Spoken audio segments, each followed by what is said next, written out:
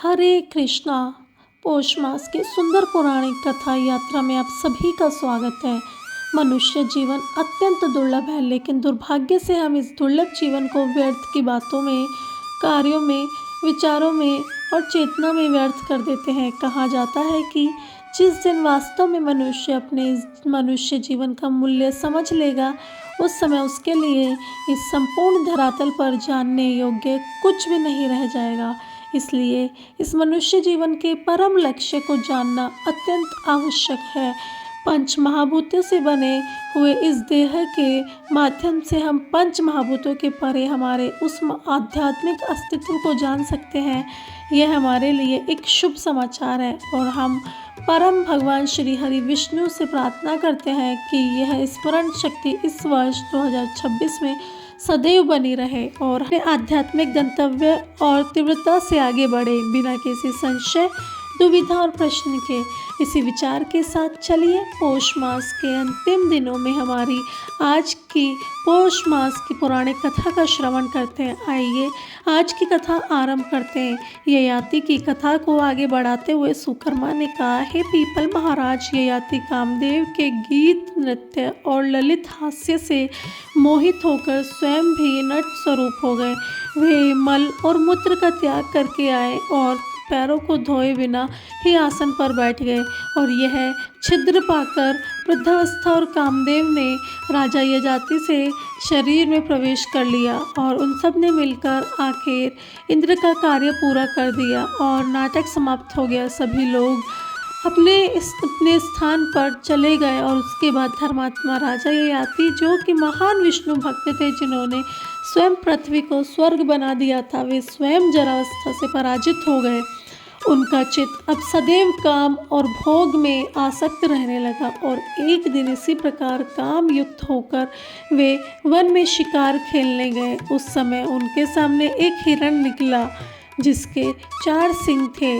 उसके रूप की कहीं तुलना नहीं की जा सकती। उसके सभी अंग सुंदर थे और रोम वालियाँ सुनहरे रंग की थी। उसके मस्तक पर रतन जड़ा हुआ प्रतीत होता था। राजा धनुष बाण लेकर बड़े वेग से उसका पीछा करने लगे और वह मृग उन्हें बहुत दूर तक ले गया और देखते ही देखते अंतर्धान हो गया। उसी क्षण राजा को सामने नंदन वन के सामने एक सुंदर, अत्यंत सुंदर वन दिखाई दिया। उसके भीतर राजा ने एक सुंदर सा तालाब देखा जो 10 योजन लंबा और 5 योजन चौड़ा भी था।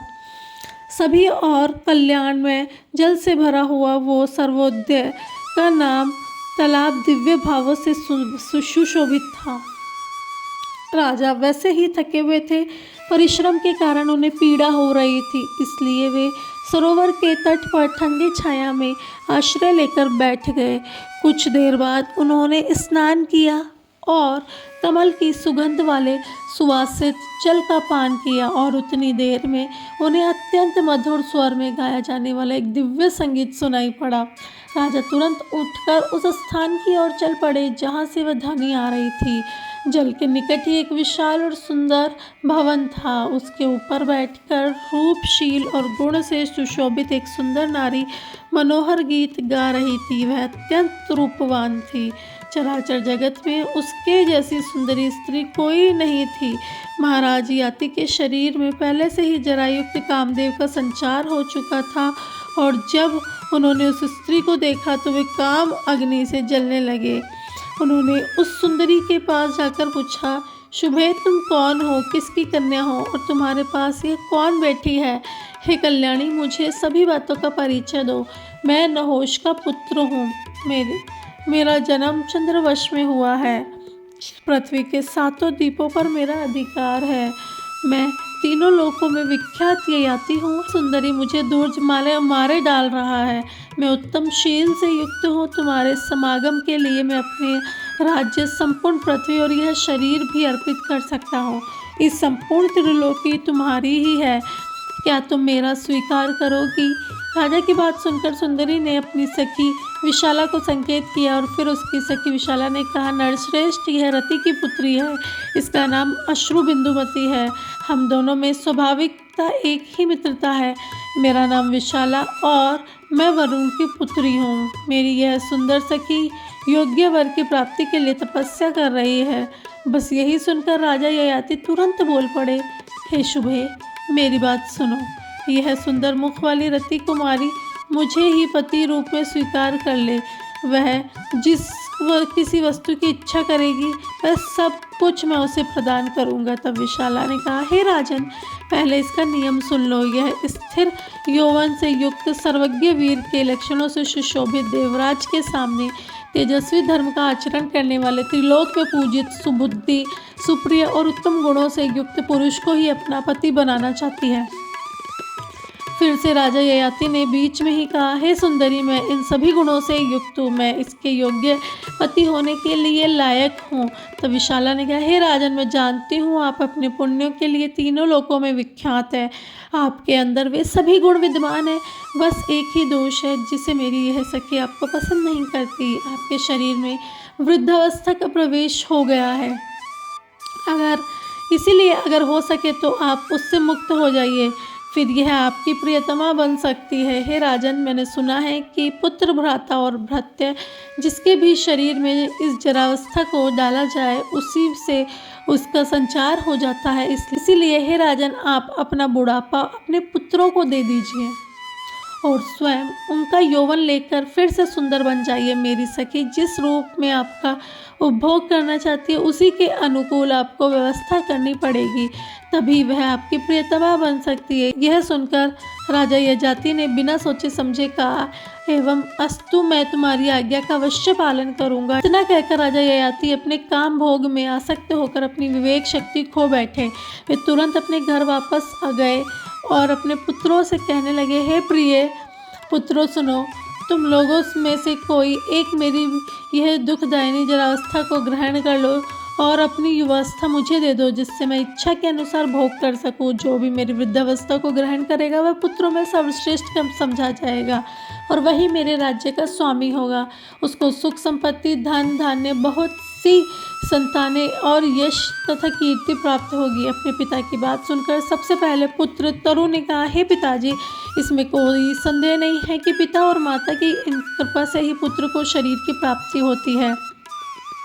इसलिए उनका कर्तव्य है कि वह विशेष चेष्टा द्वारा माता पिता की सेवा करे। लेकिन महाराज, यौवन दान करने का यह मेरा समय नहीं है, इसलिए मैं तो नहीं करूँगा। तुरु की बात सुनकर धर्मात्मा राजा को बड़ा क्रोध आया। उन्होंने उसे श्राप देते हुए कहा, तूने मेरी आज्ञा का अनादर किया है, इसलिए तू सभी धर्मों से बहिष्कृत और पापी हो जा। तेरा हृदय पवित्र ज्ञान से शून्य हो जाए और तू कूड़ी में जा। तुरु को इस प्रकार का श्राप देकर वे अपने दूसरे पुत्र युदु के पास आए और उसे कहने लगे, बेटा, तू मेरी जरावस्था को ग्रहण कर ले और मेरा अकंटक राज्य भोग ले। महाराज के द्वारा यह कहने पर युदु ने हाथ जोड़कर कहा, पिताजी, कृपया मेरे ऊपर कृपा कीजिए, मैं बुढ़ापे का भार नहीं ढो सकता। शीत का कष्ट सहना, अधिक राह चलना और कद अन्न भोजन करना, जवानी बीत गई हो ऐसी स्त्रियों से संपर्क रखना, मन की प्रतिकूलता का सामना करना, ये सारे वृद्धावस्था के 5 भूत। युदु ने ऐसा कहने पर महाराज ययाति ने उसे भी श्राप दिया, जा, तेरा वर्ष राज्यहीन होगा, उसमें कभी तेरा राज्य नहीं होगा। युदु ने कहा, महाराज, मैं निर्दोष हूँ, आपने मुझे श्राप क्यों दिया? मुझ दीन पर दया कीजिए। तब राजा ययाति ने कहा, हे बेटा, महान देवता भगवान विष्णु जब तेरे वंश में अपने अंश सहित अवतार लेंगे, उस समय तेरा कुल पवित्र और श्राप से मुक्त हो जाएगा। जा। राजा ययाति ने कुरु को अपना शिशु समझकर छोड़ दिया और फिर शर्मिष्ठा के पुत्र पुरु को बुलाया और उससे कहने लगे, हे पुत्र, तू मेरी वृद्धावस्था को ग्रहण कर ले। तब पुरु ने कहा, हे राजन, मैं आपकी वृद्धावस्था को ग्रहण कर भी लूँगा, लेकिन मुझे अपनी वृद्धावस्था दीजिए और आज ही मेरी युवावस्था से सुंदर रूप धारण करके उत्तम भोग भोगिए। यह सुनकर महामनस्वी राजा ययाति का चित्त अत्यंत प्रसन्न हो गया। उन्होंने पुरु से कहा, हे महामते, तूने मेरी वृद्धावस्था ग्रहण की और अपना यौवन मुझे दे दिया, इसलिए मेरे दिए हुए राज्य का उपभोग कर। अब राजा की नई अवस्था हो चुकी थी। वे 16 वर्ष के तरुण प्रतीत होने लगे, देखने में अत्यंत सुंदर, मानो दूसरे कामदेव हो। महाराज ने पुरु को अपना धनुष, राज छत्र, घोड़ा, हाथी, धन, खजाना, देश, सेना, चंवर, व्यंजन सब कुछ दे दिया। धर्मात्मा नहुष कुमार अब कामात्मा हो गए और बार बार उस स्त्री का चिंतन करने लगे। उन्हें अपने पहले के किसी भी वृत्तांत का स्मरण नहीं हो रहा था और वे शीघ्रता के साथ कदम बढ़ाते हुए अश्रु बिंदुमती के पास गए और उनसे कहने लगे, विशाला, मैं प्रबल दोष रूप वृद्धावस्था को त्याग कर आया हूँ। अब मैं तरुण हूँ, अतः तुम्हारी सखी मुझे स्वीकार करे। तब विशाला ने कहा, हे राजन, आप दोष रूपा जरावस्था को तो त्याग कर आए हैं, यह अच्छी बात है, लेकिन अब आप एक दोष से लिप्त हैं जिसे आपको यह स्वीकार नहीं करना चाहिए। आपकी 2 सुंदर नेत्रियों वाली पत्नियां हैं, शर्मिष्ठा और देवयानी। ऐसी दशा में आप मेरी इस सखी के वश में कैसे रह पाएंगे? जलती हुई आग में समा जाना और पर्वत के शिखर से कूद जाना अच्छा है, लेकिन रूप और तेज से युक्त होने पर भी ऐसे पति से विवाह करना अच्छा नहीं है जो सोत रूपी विष से युक्त हो। इसी दोष के कारण वह आपको पति बनाना पसंद नहीं कर रही है। तब राजा ययाति ने कहा, हे शुभे, मुझे देवयानी और शर्मिष्ठा से कोई प्रयोजन नहीं है। सत्य धर्म के युक्त अपने शरीर को छूकर शपथ लेता हूँ। तब अंशु बिंदुमती ने कहा, राजन, मैं ही आपके राज्य और राज शरीर का उपभोग करूँगी। जिस कार्य के लिए मैं कहूँ उससे आपको अवश्य पूर्ण करना होगा और इस बात का विश्वास दिलाने के लिए आप हाथ मेरे हाथ में दीजिए। तब राजा ययाति ने कहा, राजकुमारी, मैं तुम्हारे सिवा किसी दूसरे स्त्री को ग्रहण नहीं करूँगा। मेरा राज्य, समूची पृथ्वी, यह सब शरीर और खजाना सब तुम्हारी इच्छा है, जिसके अनुसार तुम उपभोग करो। यह लो, मैंने तुम्हारे हाथ में अपना हाथ दे दिया। और फिर अश्रु बिंदुमती ने कहा, महाराज, अब मैं अवश्य आपकी पत्नी बनूंगा। यह सुनते ही महाराज यात्री की आंखें हर्ष से खिल गई और उन्होंने गंधर्व विवाह की विधि से उस अश्रु बिंदुमती का विवाह ग्रहण किया, उससे विवाह किया। युवावस्था के द्वारा वे उसके साथ विवाह करने लगे और उसके साथ आसक्त होकर वहाँ रहते हुए राजा को 20,000 वर्ष बीत गए। इस प्रकार इंद्र के लिए किए हुए कामदेव के प्रयोग से उस स्त्री ने महाराज को अच्छी तरह से मोहित कर दिया। और फिर एक दिन की बात है, कामंदिनी अश्रु बिंदुमती ने मोहित हुए उस राजा ययाति से कहा, हे राजन, मेरे हृदय में कुछ अभिलाषा जागृत हुई है, आप मेरे उस मनोरथ को पूर्ण कीजिए। आप यज्ञों में प्रधान अश्वमेध यज्ञ का अनुष्ठान कीजिए। तब राजा ययाति ने कहा, हे महाभाग्य एवं अस्तु, मैं ऐसा अवश्य करूँगा। ऐसा कहकर महाराज ने राज्य भोग से निपृष्ट अपने पुत्र पुरु को बुलाया। पिता का आह्वान सुनकर पुरु आए। उन्होंने भक्ति पूर्वक हाथ जोड़कर राजा के चरणों में प्रणाम किया। अश्रु बिंदुमती के युगल चरणों में भी मस्तक झुकाया और फिर पिता से कहा, पिताश्री, मैं आपका दास हूँ, बताइए क्या आज्ञा है। तब राजा ने कहा, हे पुत्र पुण्यात्मा, जो और भूमिपालों को आमंत्रित करके तुम अश्वमेध यज्ञ की तैयारी करो। अब महातेजस्वी पुरु बड़े ही धार्मिक थे। उन्होंने पिता के कहने पर उनकी आज्ञा का पूर्णतः पालन किया और फिर राजा ययाति ने उस काम कन्या के साथ यज्ञ की दीक्षा। उन्होंने अश्वमेध यज्ञ में ब्राह्मणों और गरीबों को अनेक प्रकार के दान दिए और यज्ञ समाप्त होने पर महाराज ने उस सुमुखी से पूछा, हे बाले, और कोई कार्य भी है जो तुम्हें अत्यंत प्रिय है तो वह भी बताओ, मैं तुम्हारा कौन सा कार्य करूँ। यह सुनकर उसने राजा से कहा, महाराज, मैं इंद्रलोक, ब्रह्मलोक, शिवलोक और विष्णुलोक का दर्शन करना चाहती हूँ। यह सुनकर राजा ययाति ने कहा, हे सुंदरी, यह तो प्रस्ताव तुमने रखा है वह इस समय तो मुझे असाध्य लग रहा है। वह तो मात्र पुण्य, दान, यज्ञ और तपस्या से ही मिल सकता है। मैंने आज तक ऐसा कोई मनुष्य नहीं देखा है या ना ही सुना है जो पुण्यात्मा होकर भी मृत्यु लोक से इस शरीर के साथ स्वर्ग में गया हो। इसलिए तुम्हारा बताया हुआ कार्य मेरे लिए असाध्य है। दूसरा कोई कार्य है तो बताओ, मैं उसे अवश्य पूर्ण करूँगा। यह सुनकर अश्रु बिंदुमती ने कहा, हे राजन, इसमें कोई संदेह नहीं है कि यह कार्य दूसरे मनुष्य के लिए सर्वथा असाध्य है, लेकिन आपके लिए तो यह साध्य है ही। मैं बिल्कुल सच कह रही हूँ और इसी उद्देश्य से मैंने आपको अपना स्वामी बनाया था।